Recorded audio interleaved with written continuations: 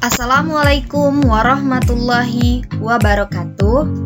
Nah, pada kali ini saya akan membuat sebuah video project yang berhubungan dengan mata kuliah Dasar-Dasar Bimbingan Konseling.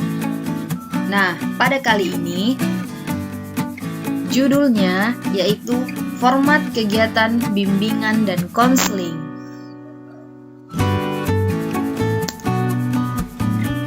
Dengan dosen pengampu Ibu Rina Suryani SPD MPD, dan nama saya Nurul Fadilah, NIM 12031111126, jurusan Pendidikan Guru Sekolah Dasar, Fakultas Ilmu Pendidikan Universitas Negeri Medan Angkatan 2020. Nah, kita langsung saja masuk ke pembahasan materinya. Yang pertama ada A. Format kegiatan klasikal bimbingan dan konseling.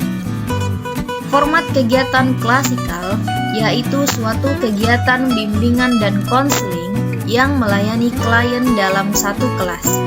Misalnya, jika ada suatu masalah yang ditimbulkan di dalam suatu kelas, maka seorang konselor harus berperan untuk dapat membantu menyelesaikan masalah yang sedang terjadi tersebut. Namun, cara menyelesaikannya yaitu dengan cara dikumpulkan semua klien yang ada di dalam kelas tersebut, karena masalah yang dihadapi itu akan didiskusikan secara bersama-sama dengan dibimbing oleh seorang konselor tersebut. Layanan bimbingan klasikal mempunyai berbagai fungsi, antara lain sebagai berikut. Pertama, dapat terjadinya interaksi sehingga saling mengenal antara guru bimbingan dan konseling atau konselor dengan peserta didik atau konseling. Yang kedua, dapat sebagai wadah atau adanya media terjadinya komunikasi langsung antara guru bimbingan konseling dengan peserta didik. Khusus bagi peserta didik dapat menyampaikan permasalahan kelas atau pribadi atau curhat di kelas. Ketiga, dapat terjadinya kesempatan bagi guru bimbingan konseling melakukan tatap muka, wawancara, dan observasi terhadap kondisi peserta didik dan suasana belajar di kelas.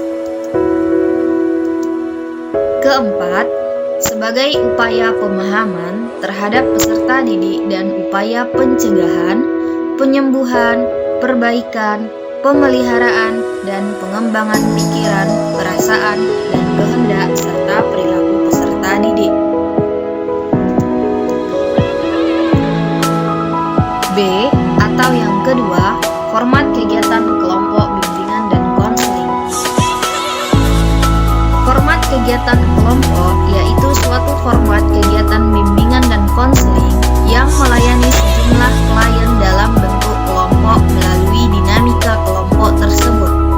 Misalnya, seorang konselor mengarahkan atau membimbing klien dalam sejumlah kelompok yang ketika ada permasalahan di waktu itu, maka diselesaikan melalui secara kelompok yang dibantu oleh seorang konselor yang sudah profesional.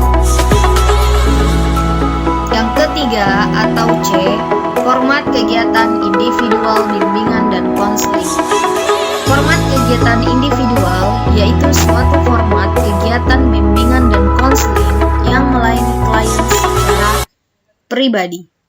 Dalam format individual ini, seorang konselor hanya menuntaskan pelayanan masalah yang dihadapi oleh seorang konselor tersebut. Karena dengan format layanan individual inilah seorang konselor bisa memberikan masukan-masukan seperti memberikan masukan motivasi biar klien tersebut bisa mandiri. Adapun hal-hal yang perlu dipahami dari seorang individu dalam rangka pelaksanaan bimbingan dan konseling adalah sebagai berikut. 1. Identitas diri, yaitu berbagai aspek yang secara langsung menjadi keunikan pribadi. Kedua, kondisi jasmaniah dan kesehatan. Ketiga, kapasitas. termasuk umum atau intelijensi dan khusus atau bakat dan kecakapan. Keempat, sikap dan minat. Kelima, watak dan temperamen. Keenam, cita-cita sekolah dan pekerjaan. Ketujuh, aktivitas sosial. Kedelapan, hobi dan pengisian waktu luang. Kesembilan, kelebihan atau keluarbiasaan dan kelainan-kelainan yang dimiliki. Kesepuluh, latar belakang keluarga siswa. Keempat atau D, format kegiatan lapangan bimbingan dan konseling.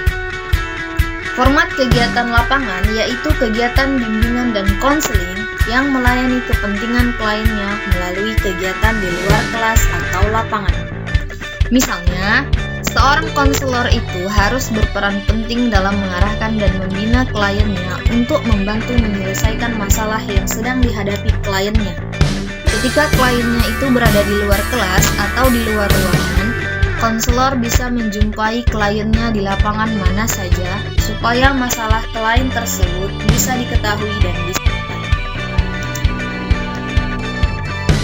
Yang kelima atau R, format kegiatan kolaboratif bimbingan dan konseling. Format kegiatan pendekatan khusus atau kolaboratif yaitu format kegiatan bimbingan dan konseling yang melayani kepentingan peserta didik melalui pendekatan kepada pihak-pihak yang dapat memberikan kemudahan atau masukan dan hal-hal yang bermanfaat kepada peserta didik tersebut. Kolaboratif dalam Kamus Bahasa Indonesia sama dengan kolaborasi. Nah, sampai sini saja pembahasan kita. Terima kasih. Assalamualaikum warahmatullahi wabarakatuh.